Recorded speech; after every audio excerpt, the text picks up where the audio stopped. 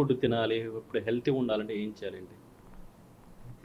ప్రతి ఒక్కరూ మనం కోరుకునేది ఏంటి అని అంటే మనం ఉండే పూర్తి లైఫ్ని మనం బాగా హెల్తీగా ఉండాలి, వితౌట్ ఎనీ ఎయిల్మెంట్, అంటే మనకి ఏ జబ్బు లేకుండా యాక్టివ్గా ఉండాలి అనేది అది మోస్ట్ అందరూ కోరుకునే విషయం.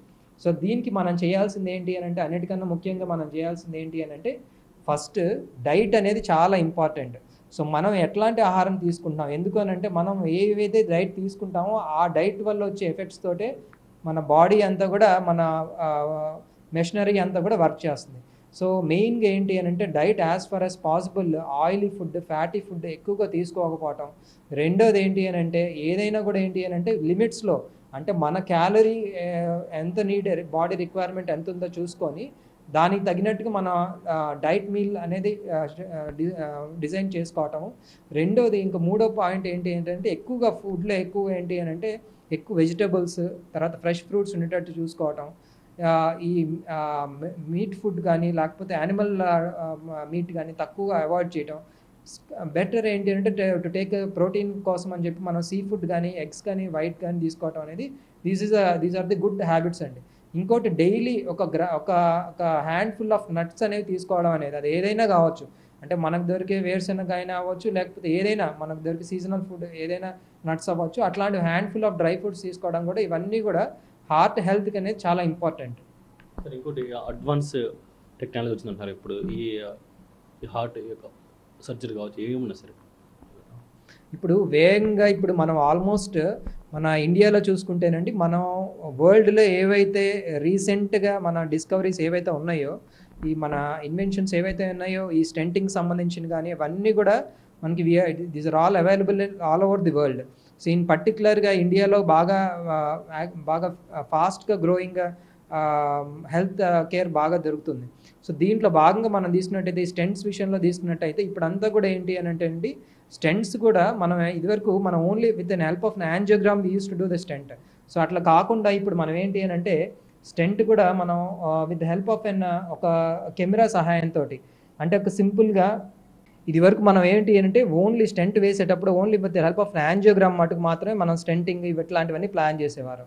ఇప్పుడు ఇట్లా కాకుండా రీసెంట్ టెక్నాలజీ ఏంటంటే మనం అసలు ఇక్కడ ఏ బ్లాక్ ఉంది అంటే ఇక్కడ లోపల ఏ మెటీరియల్ తోటి ఆ బ్లాక్ ఏర్పడింది అనేది కూడా ఇన్ డీటెయిల్ తెలుసుకోవాలి అని మనం కొత్త ఇవన్నీ కూడా latest technologies water called OCT అంటారండి.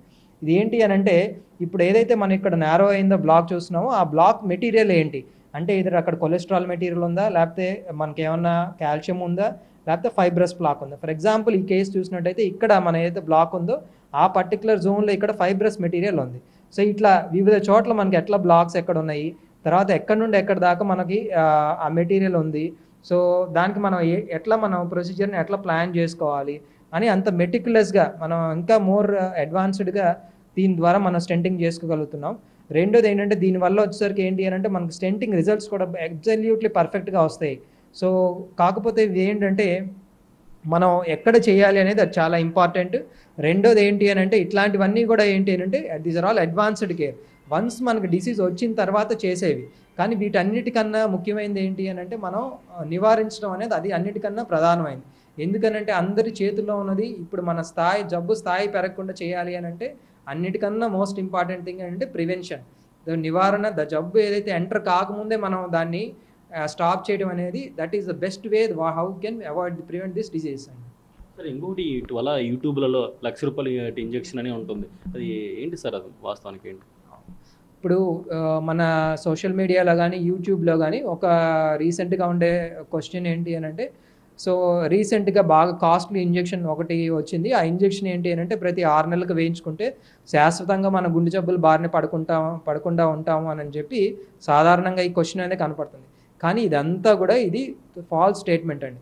సో ఇది బేసికల్గా ఏంటి అంటే ఇది దేనికోసమనంటే ఇంజెక్షన్ అనేది కొంతమందిలో కొన్ని కొలెస్ట్రాల్ తగ్గించే మందులు కొన్ని వాడినా కూడా వాళ్ళ జెనెటికల్గా వాళ్ళకి కొన్ని డిసీజ్ ఉండడం వల్ల బాగా హై బాడీ లెవెల్ కొలెస్ట్రాల్స్ ఉంటున్నాయి. సో ఇట్లాంటి వాళ్ళకి ఏంటంటే ఈ మెడిసిన్స్ వాడినా కూడా తగ్గనప్పుడు వారికి ఇట్లాంటి ఇంజెక్షన్స్ అనేవి పనికొస్తాయి. అంతేగాని ఇది రొటీన్గా పబ్లిక్ అందరికీ వాడాల్సినటువంటి అట్లాంటి వైద్యం కాదు. సో ఇది ఎవరికి వాడాలో వారికి మాత్రమే ఇది సంబంధించింది. అంతేగాని దీన్ని మనం జనరలైజ్ చేసి అందరూ ఇది వాడుకుంటే మన గుండె జబ్బులు రావు అనేది ఫాల్స్ స్టేట్మెంట్. అది ఎవరు నమ్మకూడని విషయం అండి. గుండె సంబంధిత వ్యాధులపై ప్రతి ఒక్కరు కూడా అప్రమత్తంగా ఉండి ఈ యొక్క లక్షణాలు వచ్చినప్పుడు ముందే ఇటు డాక్టర్ని కూడా ఇటు అప్రోచ్ కావాలనేది కూడా డాక్టర్ ఇక్కడ హరీష్ గారు ఇక్కడ చెప్తున్న పరిస్థితి. విడిజనలిస్ట్ చంటితో జయరాం, బిగ్ టీవీ, ఒంగోలు నుంచి. For more videos like this, subscribe Big TV channel.